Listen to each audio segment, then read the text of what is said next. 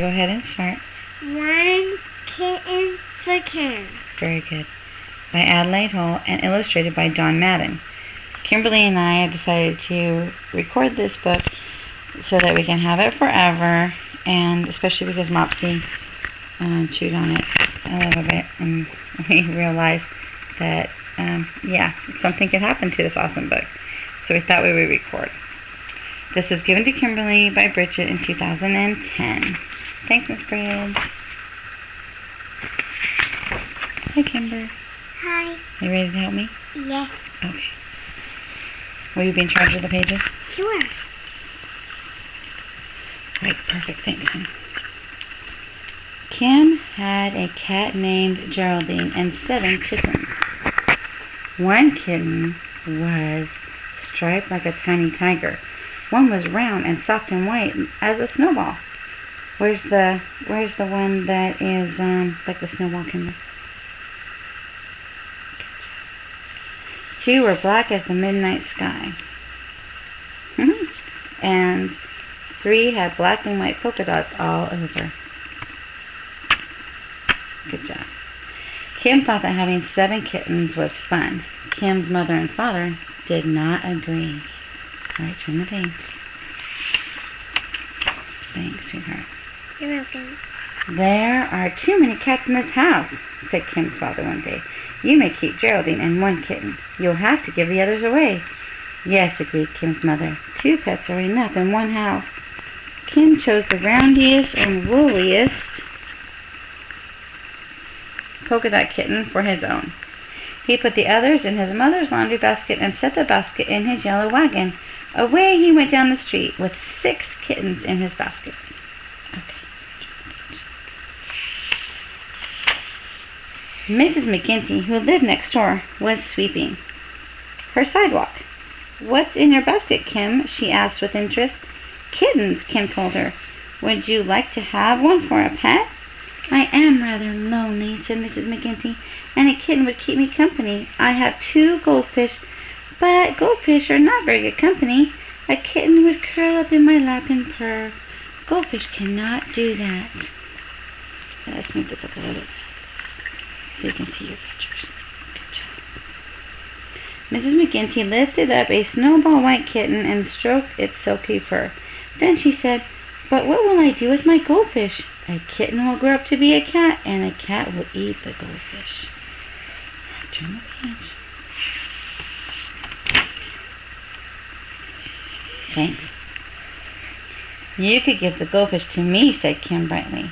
Mrs. McGinty hurried into the house, and she came out carrying a round glass bowl. Inside the bowl, 2 golden orange fish were swimming around and around. They had shiny fins. They had tails like little waving fans, and their mouths were like tiny round O's. Kim thanked Mrs. McGinty.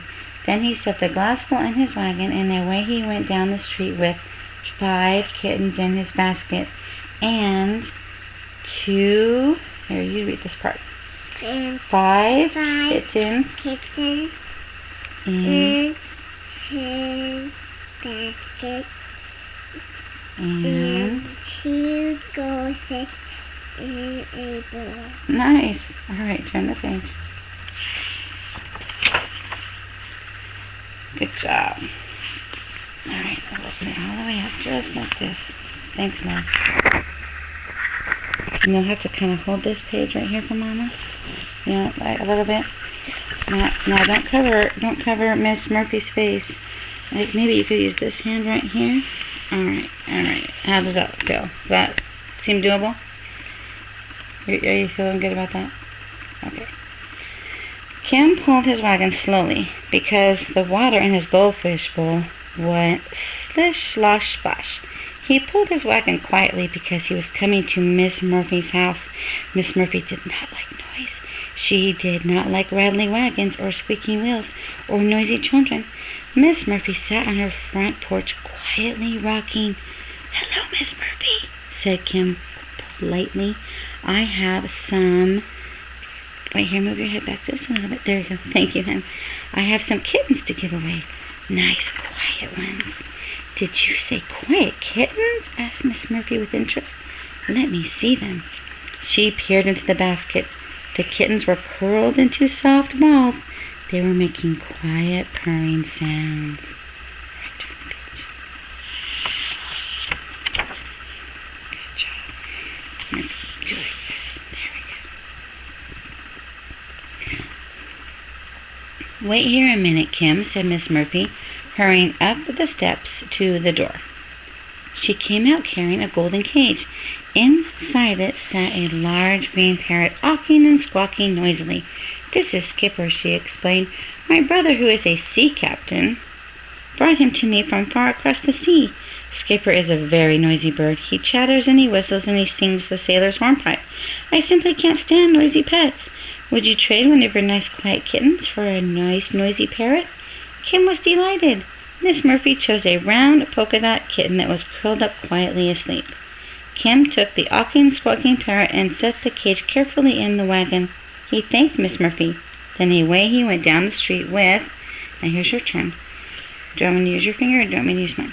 Here, let me see your pointer finger. 4 kittens in his basket, 2 golden fish in a bowl, 1 green parrot in a cage. Kim turned the corner and stopped in front of Mr. Wiggins' store. Mr. Wiggins was making bright pyramids. See those pyramids? Wow. That's pretty talented, seriously. Of oranges and red apples on his fruit stand, he looked a little bit cross. "What's the matter, Mr. Wiggins?" asked Kim. "It's those pesky mice," exclaimed Mr. Wiggins. "They keep nibbling my fruits and cheeses." "What you need is a cat," said Kim. "I could give you a kitten. It will grow up to be a cat, and a cat will chase away the mice." Mr. Wiggins smiled. "I could use 2 kittens," he said, and he picked up the 2 kittens as black as the midnight sky. Then he said, "Come with me, Kim. I have something to show you." All right, put your thumb right there for Mama. There you go, thanks. In the back of the store, there was a box with 4 wiggly brown puppies inside. "Would you like to have one, Kim?" asked Mr. Wiggins. Oh, sorry, I have to use Mr. Wiggins' voice. "Would you like to have one, Kim?" asked Mr. Wiggins. "Sure, thanks," said Kim with a wide grin. He chose the puppy with the silkiest fur, the floppiest ears, and the droopiest tail. He put the puppy in a small box and set the box in his wagon, and away he went down the street with... All right, it's your turn. 2 kittens in his basket. Read a little bit quicker for Mama. 2 kittens in his basket, and 2 goldfish in a bowl, 1 green parrot in a cage, and 1 wiggly brown puppy in a box. Good job. Kim turned right at the next corner and stopped to watch Mr. Green, who was working on his chicken yard. Rap, rap, rap went Mr. Green's hammer. "Those are nice chickens you have," said Kim in a friendly voice. Mr. Green stopped hammering and looked around. "The hens are nice," he said. "They give me fresh white eggs every day, but I'm going to have to get rid of that pesky rooster. Every morning, very early, he crows and wakes me up. I think we'll have to put him in the soup pot." "Oh, don't do that," cried Kim. "Give him to me. Then I'll give you a kitten." Mr. Green looked into the basket and smiled. "That's a fine idea," he said. "My little girl has a birthday party tomorrow. I bet she'd love to have a polka dot kitten for a birthday present." Mr. Green chased that shiny black rooster around the chicken yard until he caught him. He put the rooster into a small crate and set the crate in Kim's wagon. Wow, he's running so fast. Yes, look at that rooster's face.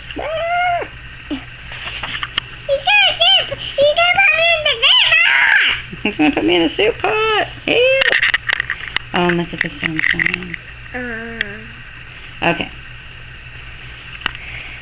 "Thanks, Mr. Green," called Kim, as away he went down the street with Ready? 1 kitten in his basket. 1 kitten in his basket. 2 2 goldfish in a bowl. 1 green parrot in a cage. 1 wiggly puppy in a box. 1 a shiny black rooster in a crate. As Kim turned the next corner, he thought, I have just 1 kitten left to give away. Someone's looking grumpy. Then he saw Millicent May and her mother in the yard. Can you do these flowers? The flowers?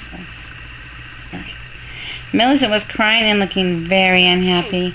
Mrs. May looked a little unhappy too. What's wrong with Millicent? Kim asked. Mrs. May sighed. Millicent is crying because she wants a tiger for a pet. Yesterday we went to the circus. Millicent loves the tigers. She says she won't stop crying until we buy her one. Kim had a bright idea. I have a kitten that looks a little like a tiger. Maybe Millicent would like it. And he lifted that last kitten out of the basket. It was a yellowish with black stripes kitty. It had a little tiger face and wide green eyes. Kim put the kitten in Millicent's lap. She stopped crying and smiled a big smile. I try not to bump Mama. Oh. Almost. Let me just check. I don't think we got everything. Let me see. Nope. Okay, 1 second. Tiger, said Millicent happily as she stroked its fur. Mrs. May was delighted. Why, thank you, Kim. Would you like to have a little chameleon we got at the circus? Millicent doesn't want it. Look at these. Good dear friends. A chameleon and a little boy. Good times. Kim peered into the glass jar. There was a tiny green animal covered with scales. It had a pointed face and a long green tail. I have never seen a chameleon before, cried Kim excitedly.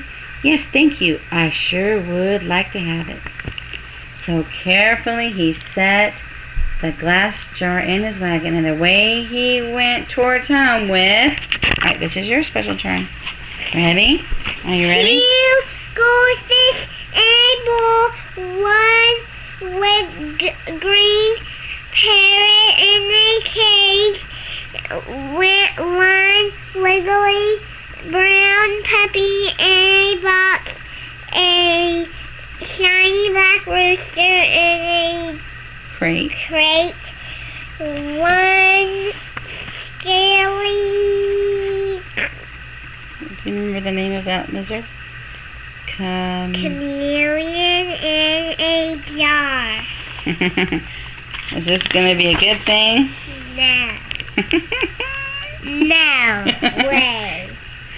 Alright. As he pulled his wagon into the yard, Kim shouted excitedly, Hey, Mom and Dad, I found a home for every single kitten. Aren't you glad? The end.